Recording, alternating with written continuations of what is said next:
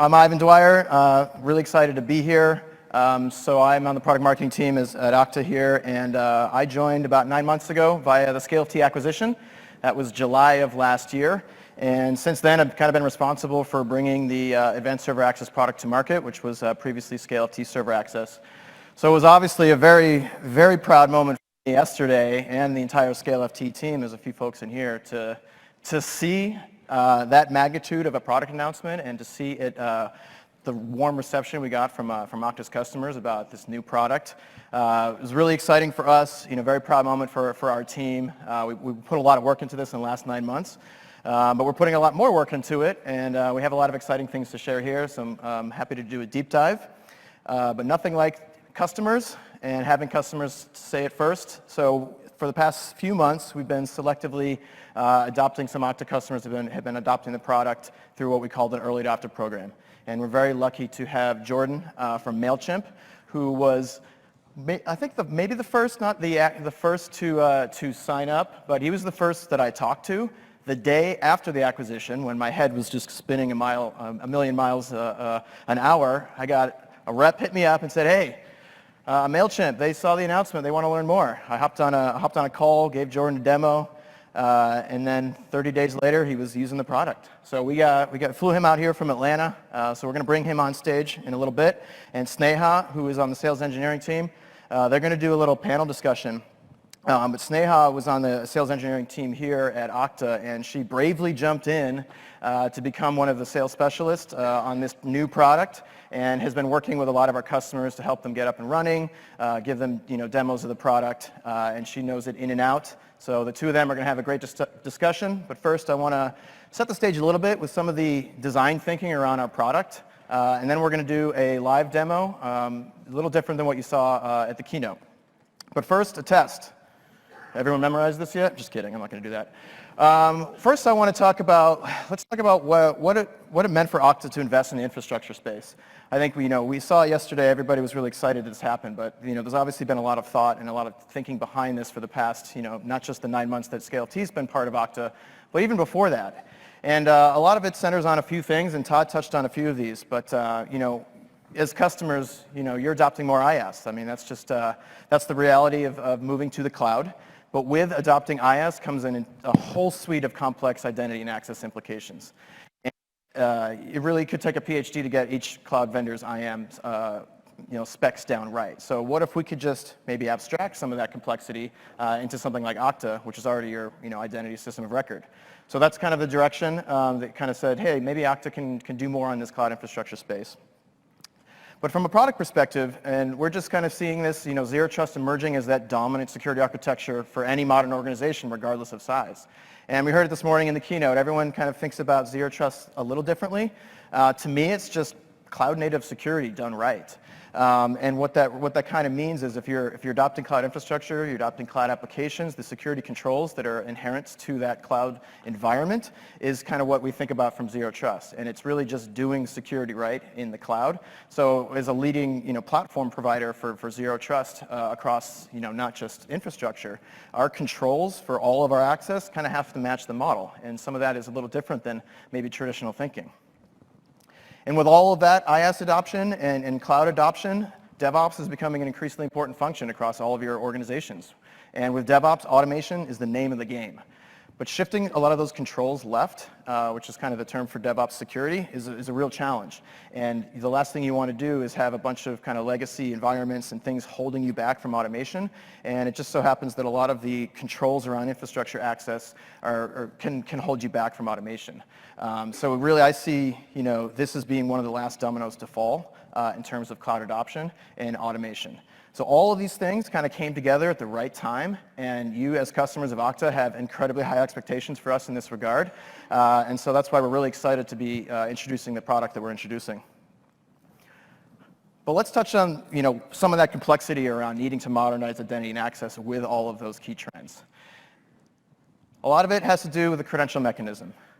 Now, you're dealing with infrastructure access, so think of your SSH keys, RDP passwords. It's just really hard to keep track of these at any level of scale, whether you have a handful of servers on-prem or you're running thousands of servers in the cloud. Just the idea of the credential holding the privilege to do the task That's a real challenge because in that sense, possession is 100% of the law. You have access to that key. It's really hard to control who actually should be granted access.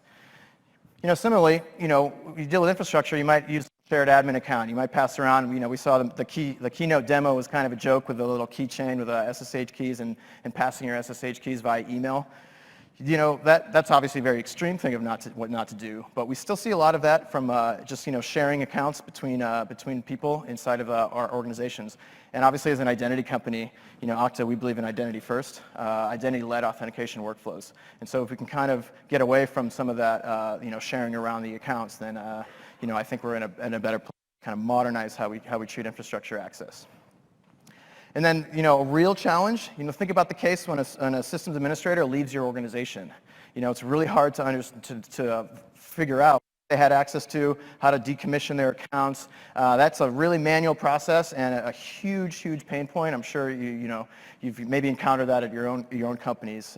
Just having a handle on not just the provisioning of accounts, but the deprovisioning of accounts. And we're dealing with critical infrastructure. We saw it a couple weeks ago in the news. Some disgruntled IT admin who had been fired still had access to the infrastructure, bricked a bunch of production servers. The guy's name was Speedy Gonzalez. I don't know what they were thinking anyway.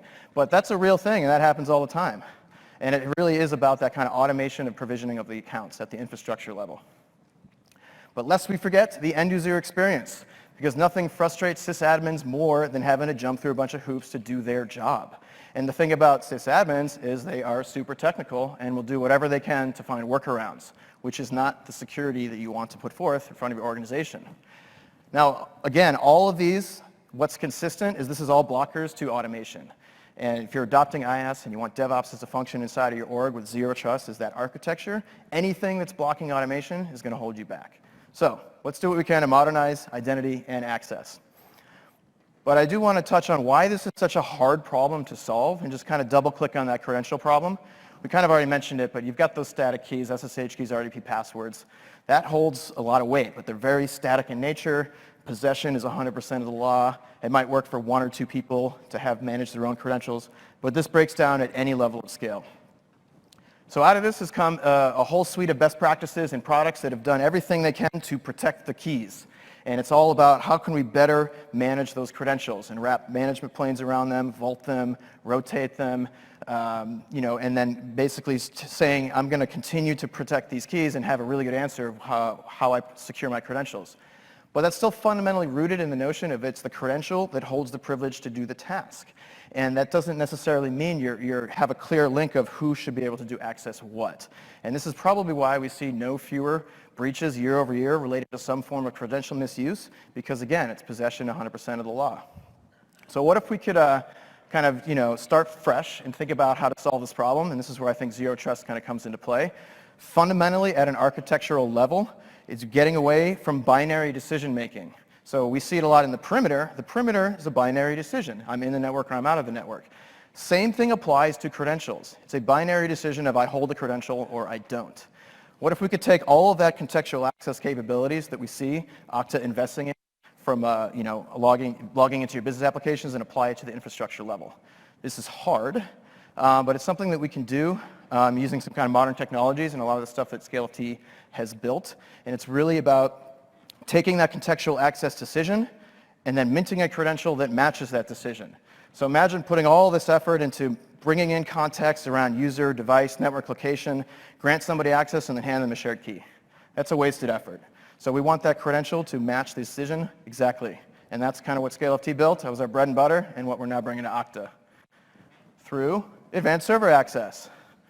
I guess the announcement was yesterday, so not that exciting. You've all seen this. It's zero trust access for infrastructure, and we hear this a lot from our customers. It just works. It's a very elegant solution. But what I think is really cool and why there's so much interest across the Okta customer base is that it's really just Okta for infrastructure. We're taking everything you already know, and it's very familiar from terms of single source of truth for your accounts. We're just doing that to the machine level. Lifecycle management, provisioning, deprovisioning accounts. Now we're doing that from Okta to the machine. And we're extending very familiar, seamless single sign-on workflows to new protocols in SSH and RDP. And then with adaptive MFA, the ability to inject a lot of those contextual access controls into a server access decision process. So all of this comes together. You know, infrastructure access is an incredibly complex topic. I know that. I've been building the product for many years. But when you really think about it this simply, it just makes sense as a core Okta product. And I think that's why people are so excited about it. Because you already have this frame of mind of, I know Okta does these things and they do them very well. What if we could just do that across our infrastructure fleet? And I'll show a demo, but you know, we're trying to make this a seamless end user experience. And the word is elegant. That's the one that I come back to all the time. We hear it from our customers. There's no services to operate, no PKI to manage, no out-of-band processes. It's very simple, direct client-to-server connection where every individual request is independently authenticated and authorized based on these dynamic conditions. And then that's backed by an ephemeral credential mechanism that mints one-time, short-lived, tightly scoped client certificates for every single request. So cleaning up a lot of the pain around credential management. Everything's an Okta identity-led workflow. It's very seamless, and it's simple and super elegant. So if we go back to some of those challenges around what we need to modernize, what are we going to get and gain from this product? I mean, the big one is, you know, eliminating that credential management. I use the word ephemeral. You know, that's the way we kind of think about these credentials. What's the best way to mitigate the risk of credential theft? And this is a line from one of our ScaleFT founders, who I see over there, is to make them useless outside of a single scope. So it's not about protecting the credential, it's about making them basically useless, basically, in the sense that you still need a credential to log into a server, but if we can tighten that scope to in both time and user and device, then we've done a really good job of making things very, very tightly scoped to a request. Everything's identity-led. You've got your Okta system of record already. Now we're just using the same thing for local accounts on the servers themselves. So very clear link from an identity perspective, which extends to both the end user experience, how you build policy, and obviously how you audit on that eventually down the line. So very seamless, identity-led. That lifecycle management, that is the killer feature by far. You saw it on stage when Nick Fisher from Atco Group got fired. His account was instantly deactivated inside of Okta. He couldn't log in any more servers. Nobody had to go in and figure out which systems he had access to. Nobody had to go in and remove those credentials or remove keys from his laptop. It was pretty seamless. It was just Okta, and you get that from end to end. And you've seen a lot of the announcements we're making around more lifecycle automation. Think about that in the context of infrastructure access. That's going to be super huge as we roll out more of those lifecycle management capabilities. Think about that at the infrastructure level. And then we're going to make your sysadmin super happy. We'll let Jordan talk about it, but it really is about putting forth a very seamless end user experience for the people who really need access to critical infrastructure in a bind, because that's usually when you need to get access to infrastructure. And if we can kind of make that very seamless experience, then everyone's going to be super happy. So let's see it live, and please, please pray to the demo gods, because I'm going to do something a little crazy. Not crazy. You've already seen the end user experience from the keynote demo. I want to actually show what it takes to kind of configure an environment and spin up a server in Amazon EC2, an EC2 instance in Amazon, and then enroll that with our platform via automation.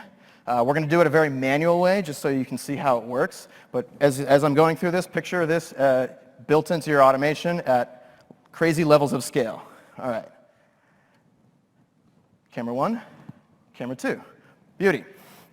All right, first thing I should mention is that as of today, the advanced server access is delivered as an application in the Okta integration network. So any Okta admin can just add advanced server access to your tenant just like you would any other application. And then once you're inside of here, you're going to assign your users and groups to advanced server access like you would any other application. We're going to provision downstream Okta to advanced server access, all the CRUD on the users. We're going to push those groups, and all the group membership is going to get pushed from Okta to advanced server access. But now think about taking that one step further, because advanced server access is going to push that downstream to the servers. So everything that gets provisioned here goes all the way to the machine level. And we have a separate console for advanced server access. This team, ASA demo, in advanced server access, a team represents the top level object of a tenant, and each team is backed one-to-one by an Okta org for identity management and authentication. And then within advanced server access, a project is a collection of servers and their associated role-based access controls. So this is how you organize your infrastructure in a way that you know who has access to what based on group membership. So let's create a project live and see what happens. Don't make me log in. All right. Octane demo, we're just going to keep some defaults. The defaults are that Advanced Server Access is going to manage the server users. Now, a project, as I mentioned, is a collection of servers and their role-based access controls. As a new project, there's obviously nobody in this. But the way to enroll a server that's going to be backed by Advanced Server Access is we have an enrollment process. Now, there's a couple ways to do this. You can map your cloud accounts by account ID to a project. So anytime you spin up a server in said cloud account, it gets registered with this project. The other way, which we're going to do right now, is through an enrollment token. And the enrollment token is just a random string. It's really just there as an association method of saying when we install the Advanced Server Access agent on the machine, we write this little token file, and then it knows to put this server inside of this project. So what I'm going to do, I'm going to copy this token. I'm going to jump over to my enrollment script. This is just a handful of lines of bash it's going to take to install the Advanced Server Access agent and do some basic configuration. Think about this in the context of automation. I'll just walk through a couple things. First, I'm going to copy that enrollment token that we just created. So again, that's the association method. What it does, it writes that to a local file, and then when the agent starts up, it knows to then associate the server with this project. We can add some basic configuration. There's a whole list of configuration things you can add. I'm just going to give this a nice, fancy, easy name, so when I log in, I can just do SSH Octane Demo. And then there's one thing that's probably better illustrated later, but once we're on the machine, and then you just kind of install the agent here. So what I'm going to do is I'm going to take this, copy it over, and we're going to manually spin up an EC2 instance, because that is fun. I'm going to breeze through this and only mention a few things relevant to Advanced Server Access. But this is where we need to definitely pray to the demo gods. Okay, T2 micro, everything default. Basically, we want to run that install script at startup. That all looks okay. Don't need any of that. Let's just give it a nice, easy name. Octane, not backup, demo. I had a backup. Security group, we'll drop it in a basic web security group that's got, I believe, 2280.443. This could be just a web server. Now, here's the last thing that's important. Normally, when you launch this EC2 instance, here's what it's going to say. It's going to say, hey, what's the key pair you want to associate this with, which would be the form of a static credential that we're trying to replace. So what we're actually going to do is when we spin this instance up, we're going to proceed without a key pair, which I have to acknowledge, because AWS is not as smart as us about how to do this yet. So they're like, hey, you might not be able to connect to the server, but because we're running that install script, we should be okay. I'm going to launch this instance. And while this is starting up, let me jump back to Advanced Server Access, and let's talk about adding permissions. So not by default now, even though all those users and groups have been provisioned from Okta to Advanced Server Access, by default, nobody has access to this because they haven't been assigned the project. The project is the authorization scope of these role-based access controls. So let me add one of those groups, Okta admin. I'm going to be an admin, and I'm going to sync that group to the server. Admin in Linux is sudo administrator on Windows. Add that. So if we go back, we'll see now this group has got a group name and a group ID. This is what gets written to the server is the actual local account. Same for the local user account. There's only one Okta admin, which is me, and I get this ID. And I'm an admin, meaning I'm granted sudo. Let me jump back and add another group of a few more folks. Okta demo users. This time, we're not going to give them sudo privileges. I'm definitely going to sync that down to the server, though. Add that. And let's look at that again. Now we've got a whole handful of user accounts. I'm the only one that has sudo privileges, but these are the IDs. Now, if we go back here, let's just see if this is initializing maybe still. Let's just see if it's picked that up yet. There it is. Oh, sweet demo gods. Here's the server in inventory now. You can see it is that AWS instance running Ubuntu, and it's got this sweet little Octane demo. That was the configuration we wrote. So now through the ScaleT client, Advanced Server Access client, oops, I still say ScaleT sometimes, through the Advanced Server Access client, which ships with a CLI, I've got my inventory of servers. Remember this sweet name, Octane demo? I'm just going to type SSH, Octane demo. And through a very nifty little feature of SSH called proxy command, while I'm still just typing SSH and I'm interfacing with a native SSH binary on my machine, I'm actually interfacing behind the scenes with the SFT client, which is the client application. It does a lookup on the server inventory, and it's going to say Octane demo, and it's just going to SSH to that instance that we just spun up. Cool. So I just logged in via SSH. Nothing spectacular about doing that, but there's a few cool things on the machine now that we're here. One is, if you're familiar with Linux access, you'd expect maybe in my home directory for there to be a .sh directory with an authorized keys file. We eliminate that, no static keys. The way we logged in was through that one-time credential, which I'll show. My local user account, this is that Okta account with that ID, and I'm a member of the SFT_Okta admins group. That's the group that gets written on the machine. In fact, everyone that was a member of that group gets created their own account. So all that happened on startup. So when that agent was installed, it called out to Advanced Server Access, it got the user and group membership, and then created those local accounts on the fly. Because when we ran that install script, we installed SFTD, which is the agent. Now, the agent's there to to manage those local user accounts, to capture all the login events. And then one other thing that we ran in that install script was we added a single line configuration added by SFTD to trust client certificates that are signed by our certificate authority. When I say certificate authority, I don't mean that in the traditional sense like WebPKI. This is very much when we created that project, we spun up what we call a programmable CA. All it really is a certificate minting machine, and it mints the certificates based on that authorization scope. So when we talked about this scope, it is, here's the audit events, user, my Okta account, client, this MacBook running the SFT client, to a server inside of that project, and at this point in time, that was the credential that was minted and issued, and then the client used that certificate to log in, and because the server was configured to trust certificates signed by us, it allowed that as an authentication mechanism. But now that certificate has already expired, so it's pretty much rendered useless. So there's a ton more, obviously, I could show on this product, but I just wanted to kind of walk through what it takes to actually, configure a basic project and enroll a server. Now, picture that at scale, picture doing all of that via automation. I would say most of our customers do 100% of their work via automation. They rarely ever interface with the dashboard that much around creating projects and enrolling servers. But you can bake this into your machine images, you can bake this into your Chef, Puppet, Ansible, Terraform, config management. It's all super seamless and super slick. So that's the demo. Hope you enjoyed it. All right. Yeah. All right. Gotta love those demo gods. Now, what I'd like to do next is invite Snegha and Jordan up to the stage. What I want to have them do is, we have some modern design principles. There's 8 of them. It's kind of our manifesto. Think about it as our methodology of how we design this product. And it might be a little different than what you might be used to in this space. So I'm going to have them talk through each one individually and kind of get Jordan's perspective as an actual customer who's deployed this for Mailchimp and hear what they got to say. Take it away. Great. Thanks, Ivan. So thank you so much for joining us today, and we're looking forward to having you tell us all about your journey. To get started, did you want to just introduce yourself as well as what Mailchimp does? Sure, yeah. My name's Jordan Conard. I'm a security operations engineer at Mailchimp, and for anybody who doesn't know, Mailchimp is a marketing automation platform for small business.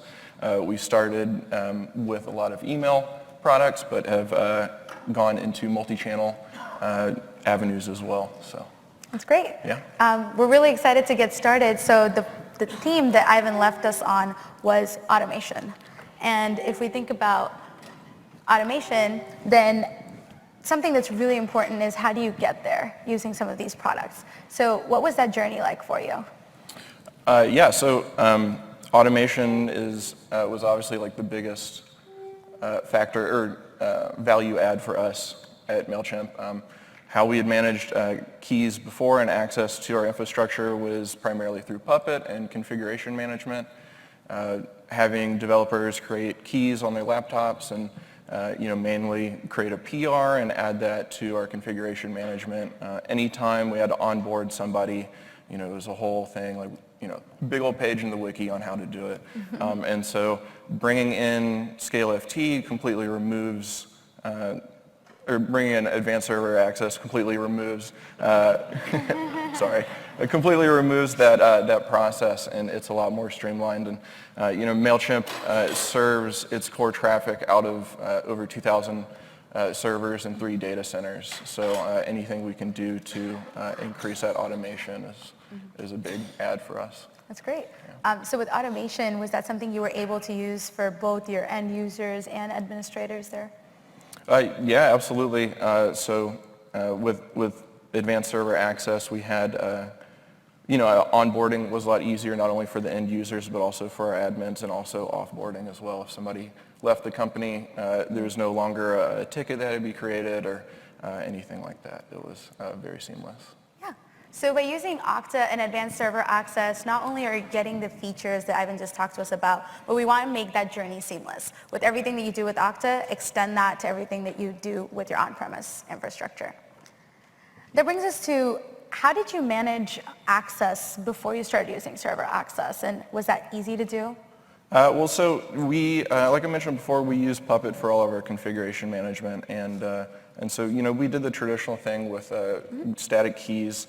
Every developer would create one on their own laptop and store it on their own laptop, and we would give them instructions on how best to protect that key, but there's always some kind of trust there with the developer, and accidents happen, and having so many static keys existing for a long period of time is obviously a risk. When we were looking at improving that process, we were thinking, what's a better way we can do this? And obviously certificate authentication is not only easier for our developers, for our sysadmins, but I think it's also probably more secure as well. Yeah. So by using certificates, these certificates are not just about making the end user experience easy, but this manages security and usability. So it's tightly scoped to say who the user is, what server you're accessing at that time, really going back to that zero trust model of always being able to verify not just who you are, but who you need to be in this moment while accessing these resources. And we're glad you were able to use that. Absolutely. So you've been using Okta for a while, and that's a different model when we think about kind of shared accounts and things. Have you been able to kind of solve some of those use cases with shared accounts? Yeah, absolutely. We try and have as many individual accounts as possible and remove shared accounts where we can, but obviously some still have to exist, and being able to tie into Okta is a huge way for us to move further in that direction, and make sure that everybody has their own identity when they're performing actions on a server, so that we can have a correct audit record of what they did and where, and make sure that not only we have accountability for what's happening, but also that we are not sharing credentials and keeping those as tight as possible. Yeah. And with using server access, the other thing you get is also we have some built-in capabilities around service accounts as well, outside of typical logins, and those can be integrated seamlessly. So I know shared accounts sometimes are a lot more than service accounts, but we are trying our best to solve those use cases across the board. Yep.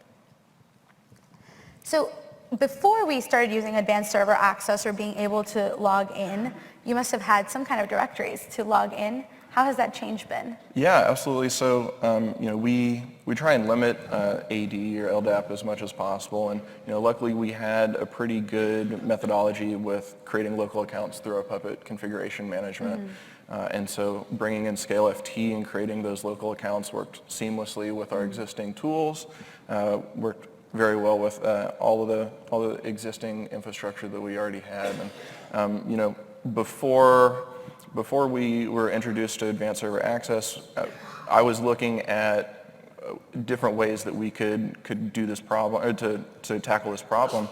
And one of the things we were looking at was like free IPA and some, that just wasn't a value add for us. Having to manage all those directories and manage LDAP like that, it wasn't what we wanted to do. And honestly, it was just a big risk for us as well. If that's just a huge target for those servers on our network. So we keep it simple with local accounts, and it's worked really well for us. Yeah, we're glad. With local accounts, one thing that Ivan mentioned was we want to take the Okta products to advanced server access. So if we take a simple example of what Okta does with lifecycle management today, that shouldn't stop at cloud apps, and we want to take that to your on-premise infrastructure. So this means being able to say, based on what you've done in your source of truth, be it AD or your HR source or anything in Okta, based on where they are, those RBAC permissions will translate into, if a user moves groups, that will resonate all the way down to your servers. If a user leaves the company, that's instant as well. Really making sure it's not just secure, but you're also reducing a lot of admin overhead there. Mm-hmm. So you've been using Okta for some of these processes, but before, with servers, even while using Okta, you still needed to do a lot of checkout processes. So do users like the way that they do it now? Yeah, absolutely. I think when we were first presenting this to the team, I think a lot of people were hesitant. The keys were something they were very familiar with. They could touch them. But our IT department had done a really great job of bringing Okta to some of our other applications at the company. And so bringing this interface to infrastructure access just made a lot of sense. And now that our developers and our engineers have seen it, it translates really well, and everybody gets it. You come to recognize Okta as being your authentication, and translating that into infrastructure access is great and seamless. Yeah, they're one place to go. Exactly. Great. So I think PAM is something we all talk about, right? Privileged access, where users need to be. But how do you define how that works? How are we able to help you with who a user should be outside of just logging in? Yeah, so advanced server access brings us great kind of knobs to tweak when we want to create different roles for our users. Before, in our configuration management, we started kind of those patterns when we were a very small company. And as we're over 1,000 people now at Mailchimp, and so obviously that we needed to scale those processes. And so advanced server access brings us new opportunity to give the right role and the right access to the right developers. As we specialize more in the engineering departments, there's more need to give role-based access. Yeah. So with role-based access, not only kind of the demo you saw, somebody had user access, somebody had admin access. This is a huge area for us, and as we kind of develop the product, we want to make these permissions so granular that you're able to manage who a user should be on all these servers from this one dashboard. So we're just getting started there. A lot of times when we're setting up Linux servers, and access is great, but we have to have jump servers or bastion architectures. Is that something you have in your environment you're looking to use? Yeah, well, so currently we use a traditional VPN to manage our access to our servers, and it's all IP, whitelist based. And we're a growing company, and we're adding offices. So one of the problems that we see with VPN is whenever we need to go add new networking equipment or even open a new office, that's a lot of overhead that we need to do to then go configure the VPN and then configure accesses based on those new IPs. With removing that piece, I no longer have to worry about IP or like a firewall rule misconfiguration or any IP-based configuration like that. So. Yeah, making it easier for your users. Yeah, absolutely, and it's and honestly, it keeps it a lot simpler, and that access point is grouped into advanced server access and that infrastructure, and it makes a lot more sense. And when you think about the architecture. Yeah. So we want to enable you to use the architectures that you want to use and not force any kind of architecture that we need for this product to work. So one thing that you get with using Bastions is we natively support the ability to translate that kind of authentication. So if your user is trying to log in, they can directly try to access the server that they need to reach, but that may be behind a Bastion architecture, and we can translate that seamlessly within advanced server access. So we hear about session recordings a lot. Is that the way that you keep track of what's happening, or what's the best way for you to see what's going on with your users? Yeah, so how we have it currently is, we have a bunch of audit D logs that come into our Elk stack, and it's kind of how we parse through what's happening with our servers. But audit D logs are not the easiest thing to read, and they can get pretty messy. And it's more or less a fire hose when it comes to audit D logs. So having the events page, it's easily human readable, it's clear, and it's given us a lot more insight into kind of what's happening, and not only what's happening on the servers, but also we can see the endpoints that our users are connecting to our infrastructure with as well. Absolutely.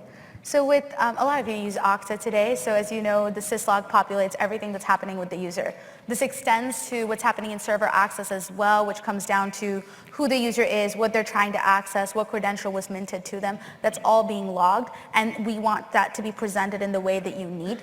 So thank you for sharing that with us. And with that, quickly, we hope that was a good journey for you to see how a user goes from using everything they see in Okta, really identifying who they are with Okta's adaptive policies, transforming that to not just your cloud apps, but your on-prem apps. And we'd like to thank you for being here with us today and also being a customer who's always helping us out. You're welcome. Thanks for having me. Thanks.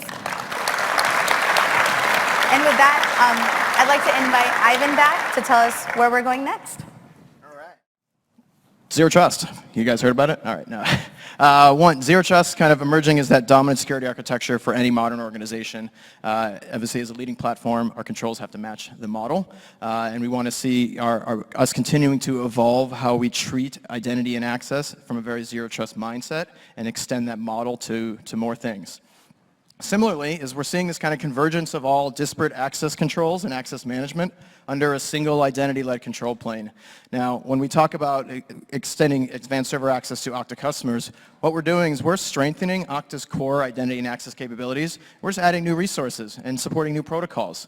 We just want to see more resources and more things come into Okta, because having a central control plane is going to make it easier to create and manage those policies. You have better confidence that we're adhering to those policies because you have a central view into it. And then it's just seamless access controls and seamless single sign-on. Whether you're a human user, a service user, a privileged user, accessing a piece of infrastructure, a business application, or an API, the more that we can kind of unify under an identity-led control plane, I think the better off you will be as Okta customers. And so we're kind of thinking about that from a big picture perspective.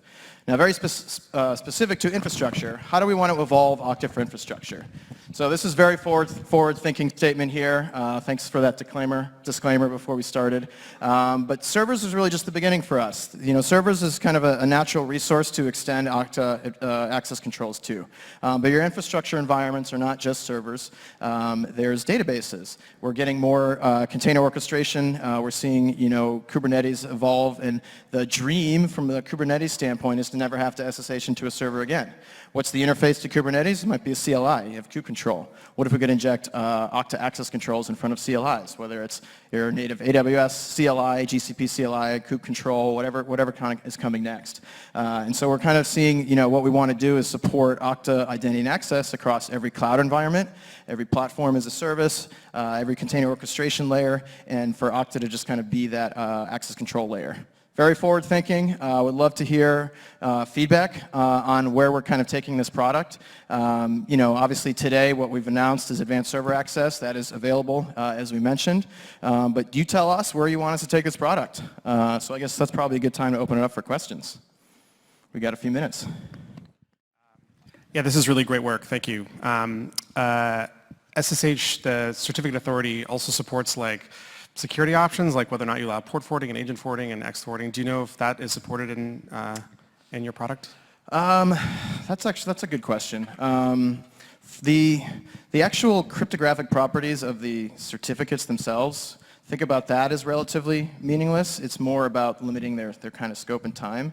But the ability to take some of that trust from our client to be able to forward that across different environments is something that we've built some capabilities around that. But in terms of using SSH, we kind of want to take a lot of that client trust because we've got the client application and try to make it as direct as possible. I think the fact that we support bastions is kind of a good way to kind of think about the way we could potentially hop.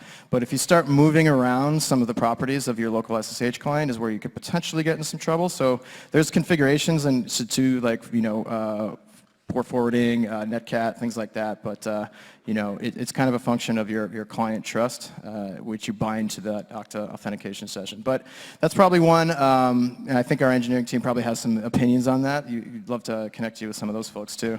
But good question. Yeah. All right. What happens to the bash history when the users are deprovisioned? What happens to the, sorry? The bash history? The bash history? Yeah. Good question. We're getting some good Linux admin questions. So I mean, you're a local user on that machine, right? And so we create that local account, but we create that local account, not on first login, but we create it, when that agent hits our environment. If you disable that user account in Okta, from a lifecycle management perspective, we disable that account from a certificate minting perspective, but we don't delete the account from the machine. If you then re-add somebody to a group, it picks up that change and it reactivates that account, and so it preserves the account history. So things like bash history would preserve. We were not going to delete that local account and then re-add it.